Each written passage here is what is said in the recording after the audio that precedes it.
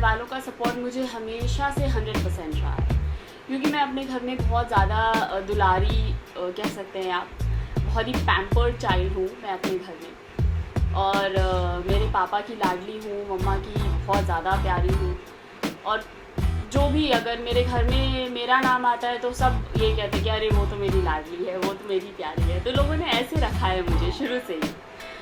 और जब मैंने ये बात बताई अपने घर पे कि इस लाइन में मुझे एक्टिंग करने में का मुझे मौका मिल रहा है, एक फ़िल्म का ऑफ़र आया है, एंड शुरू में तो पापा ने मम्मा ने दोनों ने थोड़ा सा अपोज़ किया कि तुम पढ़ाई करने गई हो वहाँ पर, ये सब चीज़ों में कहाँ ये कर रही हो।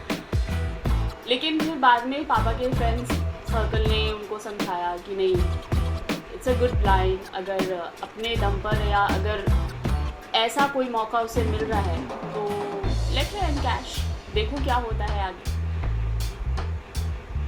ये कहना थोड़ा सा मेरे हिसाब से थोड़ा सा गलत है कि आगे नहीं भेजना चाहते। बिल्कुल आगे भेजते हैं।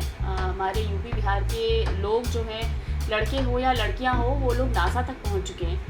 तो ये कहना कि वो भेजना मतलब आगे नहीं बढ़ाते, ये मैं नहीं कहूँगी। लेकिन हाँ, बॉलीवुड में या हमारे इस लाइन में आने के लिए लोग कहीं ना कहीं थोड़ा एक हिचक है लोगों के मन में कि पता नहीं कैसे क्या होगा। लेकिन मैं सबसे यही अपील करना चाहूँगी कि अगर आपके बच्चे इस लाइन में भी आना चाहते हैं तो आपको बिल्कुल नहीं हिचकिचाना चाहिए। और अगर उनमें उनकी लगन सच्ची होगी और उनको उतना परिश्रम और उतना पेशेंस रखना पड़ेगा, अगर उनके अंदर है तो ज़रूर वो कामयाब होंगे। जितना पेशेंस आप एक बच्चे को डॉक्टर बनाने में लगाते हैं, उतना पेशेंस आपका बच्चा अगर इस लाइन में आकर लगाए तो बिल्कुल क्यों नहीं, एक अच्छा मुकाम उसको एनी टाइम मिल सकता है। अगर आपको भोजपुरी से जुड़ना हो या भोजपुरी माटी के बारे में ज़्यादा से ज़्यादा जानकारी लेनी हो, देन सब्सक्राइब बीइंग भोजपुरियन। बीइंग भोजपुरियन का बहुत बहुत धन्यवाद।